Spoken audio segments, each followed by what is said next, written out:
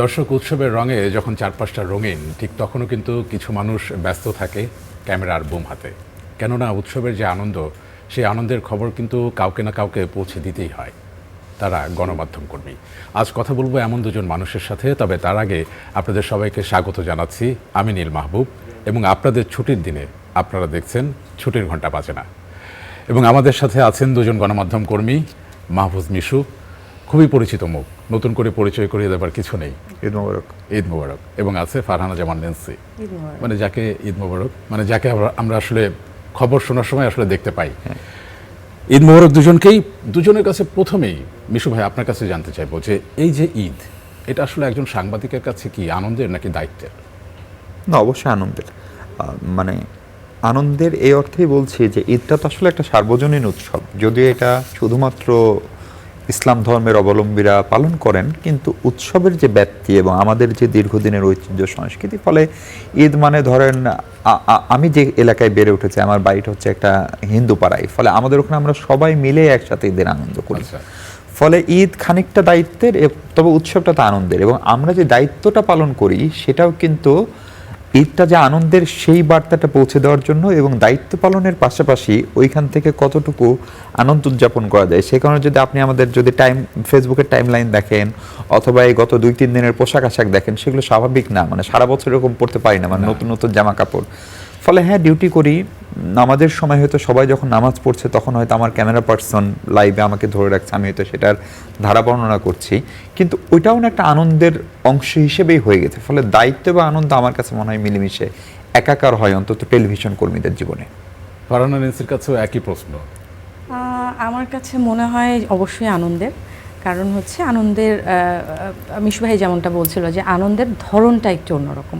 আমরা আনন্দ উদযাপন করি, কিন্তু উদযাপনের ধরনটা যখন আমরা দায়িত্বে থাকি সেটা একটু ভিন্নভাবে হয়। কারণ ঈদ মানে নিজের আনন্দের পাশাপাশি কিন্তু ঈদ মানে হচ্ছে অন্যের আনন্দ দেখে আনন্দিত হওয়া, কিংবা অন্যের সাথে আনন্দ ভাগ করে নেওয়া, সেটাও কিন্তু মানে একটা প্রকাশ আনন্দের। তো সেই ক্ষেত্রে দেখা যায় যখন সবার স্বপ্ন বাড়ি যায়, সেই খবরগুলো যখন আমরা দেই, বা সবাই কিভাবে ঈদের শপিং করছে সেই খবরটা আমরা দিই, সেখান থেকেও আমরা আনন্দ পাই। এবং মিশু ভাই আসলে যেটা বলছিল সেটা হচ্ছে এই যে পোশাক আমরা পরে আছি ঠিক এই মুহূর্তে, আমাদের প্রতিদিনের জীবনে আমরা কিন্তু সেই পোশাকটা আসলে পরতে পারি না। তো এই যে ফারহানা ন্যান্সি, আপনি আসলে যখন খবর পড়েন, মানে তখনকার সাজগোজ, কিংবা এই যে আজকে যখন ঈদ আড্ডা দিচ্ছি, এই সাজগোজের মধ্যে আসলে পার্থক্য এবং ভালো লাগা খারাপ লাগার বিষয়টা আসলে কেমন? না, মিশু ভাই যেমন বলছিল, আমরা রিপোর্টিংয়ে যখন থাকি কিংবা আমরা রেগুলার সংবাদ উপস্থাপন যখন করি, তখনের পোশাক এক একটা স্টেশনের এক একটা পলিসি অনুযায়ী আমরা সেটা করি। কিন্তু ঈদ হলে তখন আসলে আমরা রঙিন থাকি। ঈদ হলে আমাদেরও ঈদের জামা থাকে, ঈদের শাড়ি থাকে, হ্যাঁ, এগুলো আমরা আসলে স্ক্রিনে পরব। আমাদের কাজের ধরন অনুযায়ী আমরা কিন্তু সেটাকেও উদযাপন করি। এটা কি ঈদের শাড়ি? হ্যাঁ, এটা আমার গিফট পেয়েছে আমার ছোট বোনের কাছ থেকে, তো এটাও ঈদের শাড়ি। আর বিশু ভাই, এটা কি ঈদের পাঞ্জাবি? ঈদের পাঞ্জাবি চলছে এখন। আর আরেকটা বড় জায়গা হচ্ছে কি, ন্যান্সির ওই জায়গাটা খুবই, আসলে ওই জায়গাটা আমার খুব খারাপ লাগে। বিশেষ করে ধরেন এখন হয়তো বয়সের কারণে ওই ঈদে বাড়ি ফেরার খবরগুলো, বিশেষ করে যখন ইফতারির আজান দিচ্ছে, মাগরিবের আজান দিচ্ছে, সবাই ইফতারি করছে, তখনও কিন্তু একজন রিপোর্টার এবং ক্যামেরা পার্সন ওই স্পটে ইফতারি করছে, যা পাচ্ছে তাই দিয়ে। মানে আমরা যারা অফিসে থাকি, অফিসে ইফতার করা আর সদরঘাটের ওই ধাক্কের ভিতরে ইফতার করা, এবং এটা আমার ক্ষেত্রে অনেকবার হয়েছে। ধরেন আমার বাড়ি তো রাজশাহী, আমি হয়তো কল্যাণপুর থেকে লাইভ দিচ্ছি, দেখলাম যে আমার সবচেয়ে ঘনিষ্ঠ বন্ধুটা ও বাসে উঠে যাচ্ছে উইথ হিজ বেবি, তার বউ এবং তার আরো অনেক বন্ধু বান্ধব।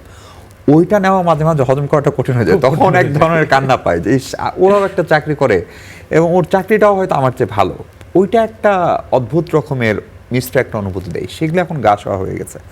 আর পোশাক আশাকের ক্ষেত্রে ধরেন ড্রেস কোড তো বিভিন্ন স্টেশনগুলোর তার মতো রয়েছে। পাঞ্জাবি পরতে ধরেন আমার ধারণা আপনারও খুবই ভালো লাগে, মানে গায়ে লাগে না, আরাম। কিন্তু ধরেন আমি যখন ফরেন মিনিস্ট্রিতে যাই, ওইখানে আবার পাঞ্জাবি পরে যাওয়াটা একটু আগে ন্যান্সি বলছিল যে আপনি বা একজন অ্যাম্বাসেডারকে ইন্টারভিউ করছি, সেটা হয়তো খুব বেশি একটা উৎসব ভাব থাকলে আলাদা কথা, ধরেন বিশেষ ইন্টারভিউ বা কিছু, কিন্তু ডে টু ডে ইভেন্টে সেটা হয় না। ফলে ওই যে ইন করতে হয়, মিলিয়ে বেল্ট পরতে হয়, জুতা পরতে হয়, এগুলো অনেক দায়িত্ব। পাঞ্জাবি তো ধরুন সহজ, একটা পরে ফেললেন হয়ে গেল। ফলে এটাও একটা স্বস্তি কিন্তু ঈদের, যেটা কালকে থেকে ধরেন আমার অফিসে থাকছে না। আবার আবার শুরু হয়ে যাবে। হ্যাঁ। তো এই মুহূর্তে আমরা তো আসলে গল্প করছিলাম, কিন্তু সামগ্রিক যে চিত্রটা আসলে সাংবাদিকদের ঈদ কেমন কাটে, তাদের কি করতে হয়, আমরা একটা ছোট্ট গল্প দেখে আসবো। জি। দর্শক, আমরা এই মুহূর্তে ছোট্ট একটি গল্প দেখে আসবো, যেখানে দেখবো আসলে সাংবাদিকদের এই যে ছুটির ঘন্টা কিভাবে কর্মঘণ্টায় আসলে কাটে।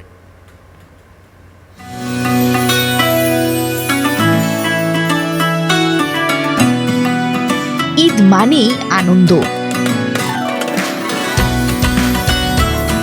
খুশি ভাগ করে নিতে পরিবার আর প্রিয়জনের সঙ্গে সময় কাটাতে চায় সবাই। সকালে নামাজ, এরপর আত্মীয় স্বজনের বাড়ি যাওয়া, খাওয়া দাওয়া আর আনন্দ ভাগাভাগি করা, এভাবেই কাটে বেশিরভাগ মানুষের ঈদ। তবে সবার ঈদ এক নয়। দর্শকের কাছে দেশ বিদেশের নানা প্রান্তের খবর পৌঁছে দিতে ঈদের দিনেও পরিবার ছেড়ে কাজ করে চলেন গণমাধ্যম কর্মীরা।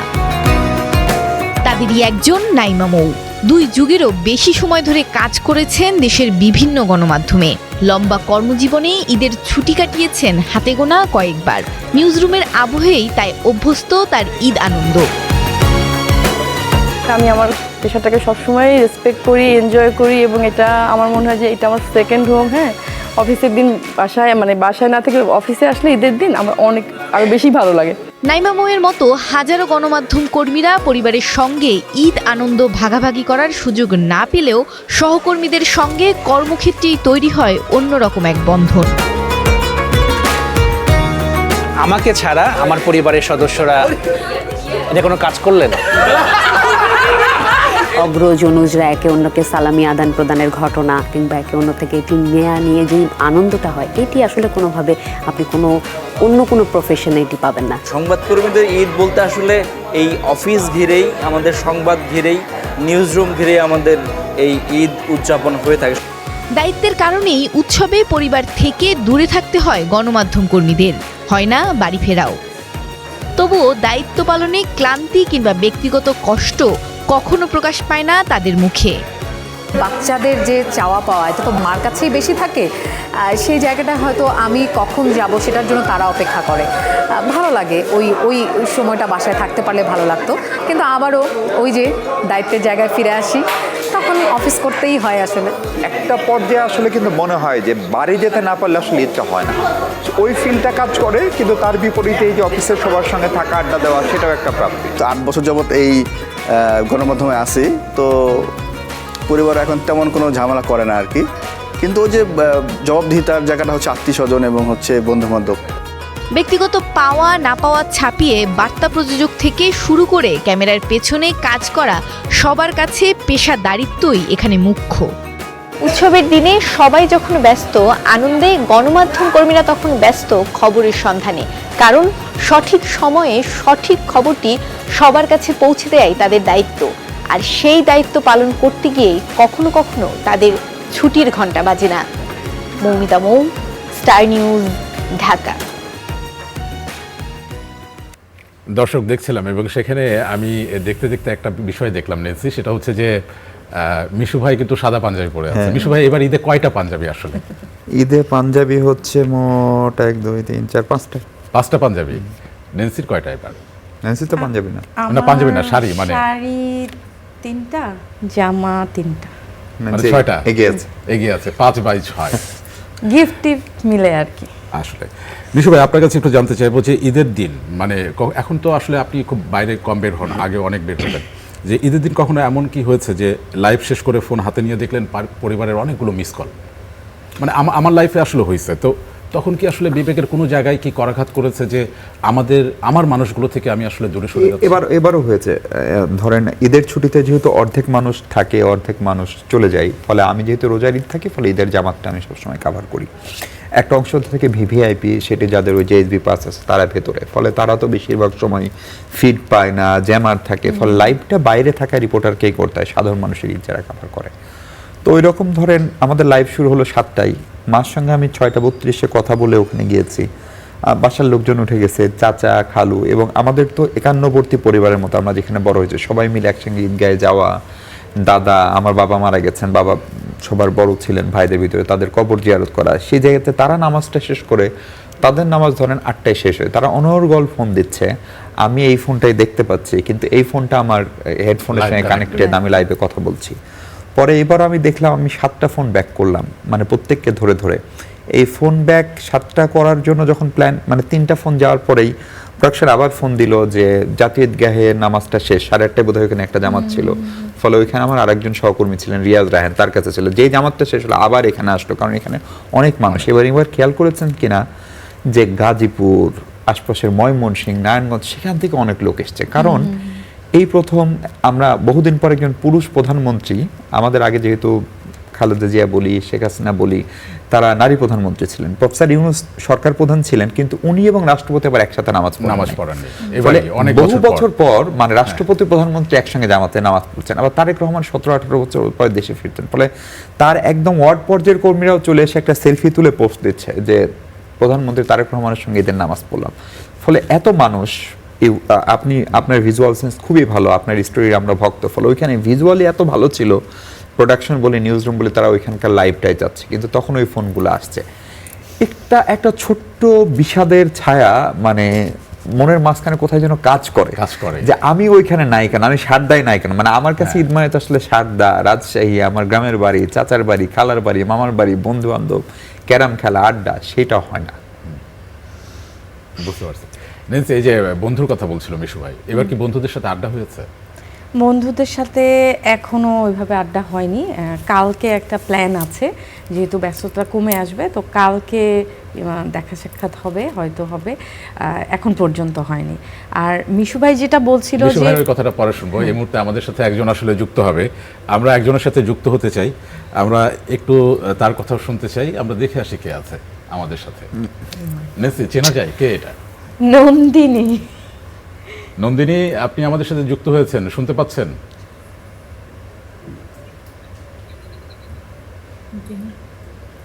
হ্যাঁ নন্দিনী, শুনতে পাচ্ছেন? শুনতে পাচ্ছি। আচ্ছা, নেন্সি আপনাকে দেখে ভীষণ রকম অবাক হয়েছে, আমি জানি না আপনি আমাদেরকে দেখতে পাচ্ছেন কিনা। আমরা আপনার কাছে একটু জানতে চাই যে এই যে আচ্ছা, আমরা একটু আপনার কাছে জানতে চাই, আপনাকে খুবই সুন্দর লাগছে, কিন্তু এই যে দুই বন্ধুর যে ঈদ, কখনো কি আসলে দুই বন্ধুর ঈদ হয়েছে? একটু রিপিট করতে হবে কোশ্চেনটা। দুই বন্ধুর ঈদ উদযাপন একসাথে কখনো কি হয়েছে, বা এই ঈদে বন্ধুকে আসলে কি বলতে চান? এই ঈদে বন্ধুকে বলতে চাই যে বন্ধু আমার সাথে অনেকবার দেখা করতে চাইছে, আমি এখন পর্যন্ত দেখা করতে পারি নাই, সো প্রথমে সরি বলতে চাই। তো এই অনুষ্ঠানের মাধ্যমে এটা ওকে আমার ঈদ উপহার। আচ্ছা, বাহ, দারুণ একটা ঈদ উপহার। এবং নেন্সির আসলে কিছু গোপন কথা আমরা জানতে চাই, যেটা আসলে নেন্সির সহকর্মী হিসেবে আমরা জানি না, মানে এরকম 2-3টা গোপন কথা কি আসলে বলা যাবে? মানে গোপন কথা বলে দিব? 2-1টা আমরা তো আসলে একটা গোপন কথা বলতে পারি, সেটা হচ্ছে যে ন্যান্সিকে আমি একটা বিশেষ নামে ডাকি। আচ্ছা, সেটা হচ্ছে নেন্সি মাই লাভ। নেন্সি। আচ্ছা, দারুণ। আমরা এখন থেকে এই গল্পের একটা শানে নজরুলও আছে আসলে। আচ্ছা, ছোট্ট করে শুনি। সেই ইউনিভার্সিটির দিনগুলো থেকে ওকে আমি এই নামে ডাকি। একটু ছোট্ট করে শুনতে চাই। ঘটনা হচ্ছে যে আমাদের একজন ক্লাসমেট ছিল যে সামহাউ ওর নামটা একটু পরিবর্তন করে ন্যান্সিকে নেন্সি ডাকতো। তো ওইটাকে আসলে পচাইতে তারপরে নেন্সি, আর ও আমার অনেক ভালোবাসার মানুষ, মাই লাভ, এই জন্য নেন্সি মাই লাভ। আচ্ছা নেন্সি, আপনি কিছু বলতে চান? আমি বলতে চাই, মানে আসলে আমি কি বলবো আমি জানি না, মানে আমি ওকে এখানে এক্সপেক্টই করি নাই, মানে ও এখানে কেমনে আসলো আমি বুঝতেছি না। তারপরেও আমাদের ঈদ আসলে আমি বলবো যে ঈদ মানে আনন্দ। ঈদের দিন হয়তো এই সময়টাতে দেখা সাক্ষাৎ হয় নাই, কিছুদিনের মধ্যেই হবে হয়তো দেখা সাক্ষাৎ। আমাদের যখন দেখা হয় সেই দিনটাই আমাদের ঈদের আনন্দ। তার মানে এই মুহূর্তে আসলে ঈদের আনন্দ, একদম ঈদের আনন্দ একেবারে মনে হচ্ছে যে সরাসরি দেখা হয় না, কিন্তু এইভাবে যে দেখা হবে এটা আমি বুঝতেই পারি। এবং আমি আরো কিছু বিষয় দেখতে পাচ্ছি যে আপনার কপালে একটা লাল টিপ, নেন্সির কপালেও একটা লাল টিপ, এবং আপনার পরনে একটা কালো রঙের জামা, এবং নেন্সিও আজকে একটা কালো রঙের শাড়ি পরে এসেছে। মানে এটাই আসলে বন্ধুত্ব, মনের মিল। আচ্ছা, ওকে ধন্যবাদ নন্দিনী আমাদের সাথে যুক্ত হওয়ার জন্য। ঈদ মোবারক। থ্যাংক ইউ, ঈদ মোবারক সবাইকে। কেমন লাগলো নেন্সি? অসম্ভব ভালো লাগলো আমার, মানে আমার একদম পশম দাঁড়িয়ে গেছে, কারণ ওর সাথে আমি দেখা করব, আমার খুব গুটি কয়েক বন্ধু আছে একেবারেই, মানে দেখা করব ওর সাথে হয়ে ওঠে নেই দেখা করা, আমারও ব্যস্ততা, ওর সাথে আমার টাইমই মিলছে না, তো এইভাবে দেখা হবে আসলে বুঝি নাই। আনন্দিত, আমি খুবই আনন্দিত। আচ্ছা, এই আনন্দ নিয়ে আমরা আসলে এই মুহূর্তে একটা ছোট্ট বিরতিতে যেতে চাই। দর্শক, আপনারা দেখছেন ছুটির ঘন্টা বাজে না, আমরা খুবই আনন্দে আছি এবং আনন্দ আপনার সাথে ভাগাভাগি করে নিতে চাই। দর্শক, আনন্দের গল্পগুলো নিয়ে আবারও আপনাদের স্বাগত জানাচ্ছি। আপনারা দেখছেন ছুটির ঘন্টা বাজে না এবং আমি আছি নীল মাহবুব এবং আমাদের সাথে দুজন আছেন মিশু ভাই এবং নেন্সি। আমরা আসলে নেন্সি আসলে ভুল হয়ে গেছে, দুঃখিত, আমাকে ক্ষমা করে দেন। না, একদম না, নেন্সি না, ওইটা আমাকে পচায় বলা হয়, ওইটা আমার নাম না। আচ্ছা, আমরা ভালো হিসেবে ভালোবেসে বলা হয়, পচায় বলা হয় না। ভাই, আপনি একমত আমার সাথে? আমি একমত। আচ্ছা, কিন্তু নেন্সির সাথে তো একজনকে আমরা আসলে যুক্ত করলাম, আমরা এবার দেখতে চাই যে আপনার জন্য আসলে কে অপেক্ষা করছে, কে যুক্ত হচ্ছে, আমরা একটু দেখতে চাই। আরে সর্বনাশ, আমাদের সবার প্রিয় হাসিব ভাই। হাসিব ভাই, ঈদ মোবারক, কেমন আছেন? ভালো নেই। কি অবস্থা সবার? এই তো ভালো আছি। হাসিব ভাই, এই মুহূর্তে সেটে মিশু ভাই আছে। মিশু ভাইয়ের সাথে এই ঈদে আপনার আসলে দেখা হয়েছে কিনা আমি জানি না, তবে মিশু ভাই যদি একটু কিছু জানতে চান, মানে দুজনের কি দেখা হয়েছে? না, দেখা হয় নাই। দেখা হয় নাই। কিছু আচ্ছা, মিশু ভাই কি কখনো আপনাকে মানে ঈদে সালামি দিয়েছে? আল্লাহর কসম এরকম কিছু মনে করতেছে না। তার মানে দেয় নাই।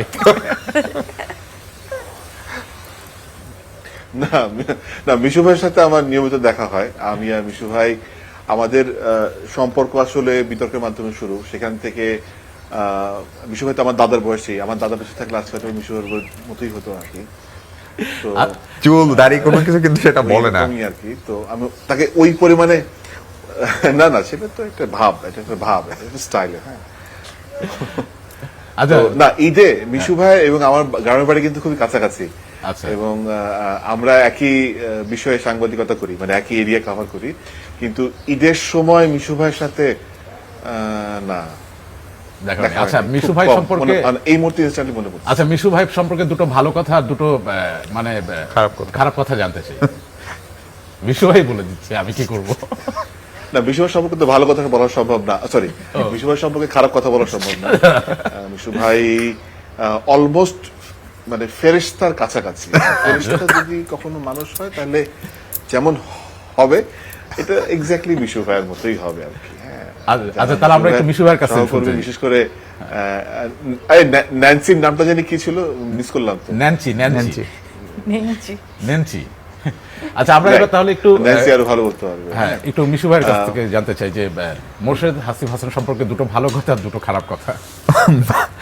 মোর্শেদ হাসিব হাসান সম্পর্কে কথা যেটা, সেটাই আসলে ভালো না খারাপ এটা বলা কঠিন। তবে মোর্শেদ হাসিব হাসানের একটা সিরিয়াস ভালো দিক হচ্ছে, বিশেষ করে ওর ছোট মেয়েটা হওয়ার পরে he is a changed one.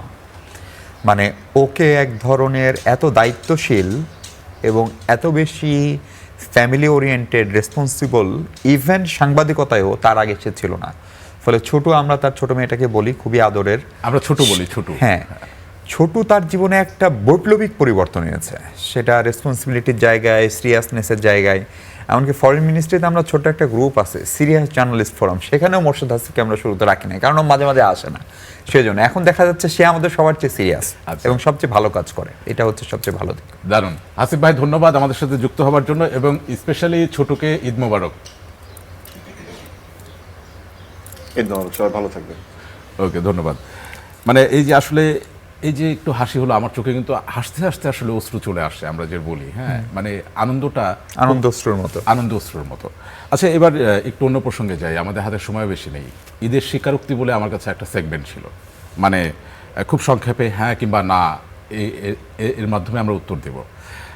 Mishu ভাইয়ের কাছে, যে ঈদের দিন রিপোর্টিং করতে গিয়ে কখনো কি মনে হয়েছে আজকে অসুস্থ বলে ছুটি নেই? না, কখনো হয় নাই। আচ্ছা, লাইভের আগে তাড়াহুড়ো করে নতুন জামা কিনেছেন কখনো? নিউজের প্রোগ্রামের আগে কিনেছি। আচ্ছা, ঈদের দিন রিপোর্টিং করতে গিয়ে কি পরিবারকে কখনো মিথ্যা বলেছেন, এই তো আর একটু পরেই আসছি, কিন্তু যেতে আসলে অনেক দেরি হয়েছে? অসংখ্যবার। আচ্ছা, কখনো কি ঈদের দিনে রিপোর্টিংয়ের ফাঁকে, ঈদের দিনে মানে ঈদের সময়, উৎসবের সময় রিপোর্টিংয়ের ফাঁকে কি খানিকটা আসলে মানে ঘুম দেওয়া হয়েছে অফিস রুমে? মানে মাঝে মাঝে আমরা অনেকেই আসলে করি। না, আমি ঈদের দিনে খুবই আনন্দে থাকি।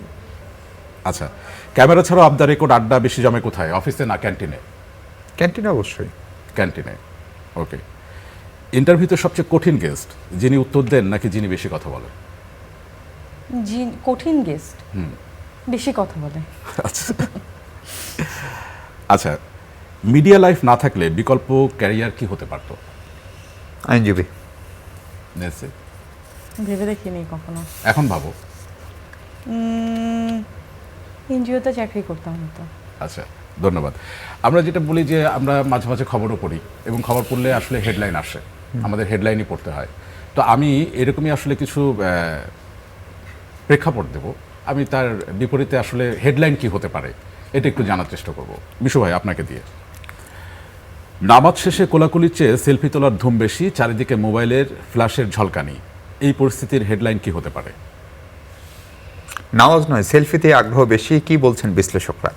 বাহ, এবং হেডলাইনের মতোই কিন্তু বলতে হবে। আচ্ছা, সবাই যখন ফেসবুকে ঈদের ছবি দিচ্ছে তখন আপনি কোনো এক মোড়ে দাঁড়িয়ে ঈদের ফাঁকা ঢাকা নিয়ে লাইভ দিচ্ছেন, এই বিড়ম্বনার হেডলাইন কি? সবার ঈদ একরকম হয় না, সবার ঈদের আনন্দ একরকম হয় না, ভিন্ন ভিন্ন রং হয়, এরকম। আমি তো মনে করলাম এরকম হতে পারে, ফাঁকা ঢাকা ফাঁকা আমি। বিশু ভাই, ঈদের সকালে পাঞ্জাবি পরতে গিয়ে দেখলেন উপরের দিকের একটা বোতাম নেই, আর দর্জি তো এই মুহূর্তে কোথাও। এই যে জাতীয় সংকট, এটার হেডলাইন কি হতে পারে? পাঞ্জাবির পেট্রোল পাম্পে তেল নেই, পাঞ্জাবির বোতাম নেই, মহাসংকটে দেশ। বাহ, এটা কিন্তু ভালো হয়েছে, তুমি কিন্তু হেরে যাচ্ছ। এবার একটু, যেহেতু তোমার বন্ধুর সাথে কথা হলো, একই সময় দুই প্রিয় বন্ধুর বাসায় দাওয়াত, না গেলে সম্পর্ক বিচ্ছেদ নিশ্চিত, এই কূটনৈতিক সংকটের হেডলাইন কি হবে?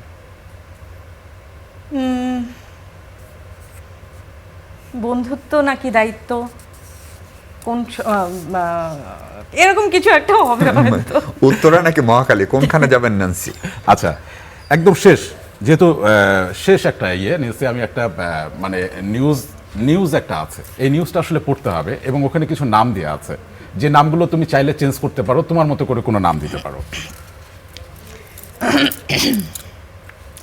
দর্শক, এইমাত্র পাওয়া খবর, ঈদের নামাজে সিজদায় গিয়ে টুপি হারিয়েছেন এক তরুণ আহমেদ রেজা।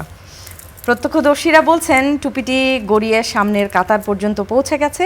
এদিকে সালামি কম হওয়ায় জিনিয়া কবির সূচনার নেতৃত্বে ছোটদের একটি দল সদর রাস্তায় ব্যারিকেড দিয়েছে বলে খবর পাওয়া যাচ্ছে। সবশেষে বিরানির হাড়ের কামড়ে দাঁত হারানো যুবক মাহফুজ মিশুর অবস্থা এখন স্থিতিশীল। দারুণ, এটা মিশু ভাইকে, মিশু ভাই চাইলে আপনি নাম চেঞ্জ করতে পারেন, কোনো সমস্যা নেই। দর্শক, এই মাত্র পাওয়া খবর, ঈদের দাওয়াতে গিয়ে পোলাও কোরমার পাহাড় সমান প্লেট শেষ করতে না পেরে ড্রয়িং রুমে কূটনৈতিক সংকটে পড়েছেন এক তরুণী ফারহানা জামান ন্যান্সি। প্রত্যক্ষদর্শীরা জানিয়েছেন সহকর্মী সাইফুদ্দিন রবিন, ভাস্কর ভাদুরী আর ইশরাত আমিনের চাপে তৃতীয় দফায় সেমাই খেতে গিয়ে তার নাজেহাল অবস্থা। এদিকে মোর্শেদ হাসিব হাসান নামের এক যুবকের নতুন পাঞ্জাবিতে খাসির চর্বি ল্যান্ড করার ঘটনায় এলাকায় তীব্র চাঞ্চল্য সৃষ্টি হয়েছে। স্থানীয় লন্ড্রি মালিকরা একে জাতীয় বিপর্যয় হিসেবে ঘোষণা করে জরুরি ভিত্তিতে সাবান ও ব্রাশ ব্যবহারের পরামর্শ দিয়েছেন। সবশেষে অতিরিক্ত সালামি পাওয়ার লোভে বড় ভাইকে বারবার সালাম করতে গিয়ে ধরা পড়েছেন এক কিশোর। সালামি নিষেধাজ্ঞার ফলে বর্তমানে সেই কিশোর নীল মাহবুবের আর্থিক অবস্থা অত্যন্ত নাজুক। ধন্যবাদ। এই যে লাস্টে এটা দিলাম এই কারণে যে যাওয়ার সময় দুজনেই আমাকে সালামি দিয়ে কিশোর হিসাবে স্বীকৃতি দিয়ে যান। না নীল ভাই, সালামি তো বড়রা ছোটদের দেয়। আচ্ছা, সেটা দেখা যাবে আয়োজনের শেষে। মিশু ভাই আমাদেরকে দিবে। আচ্ছা, একদম আমাদের আয়োজনের শেষ পর্যায়ে দুজনকে আবারও ঈদ মোবারক। আমরা শেষ করব। জি, আড্ডা আসলে জমে উঠছিল, এই সময় শেষ করতে হচ্ছে। দর্শক, আমাদের আড্ডা আসলে যখন জমে ওঠে তখনই আমাদের বিদায় নিতে হয় এবং এই মুহূর্তেও বিদায় নিতে হচ্ছে। আমরা চাই ঈদের যে গল্পগুলো, সেই গল্পগুলো ভীষণ রকম আনন্দে থাকুক। সবাই ভালো থাকবেন।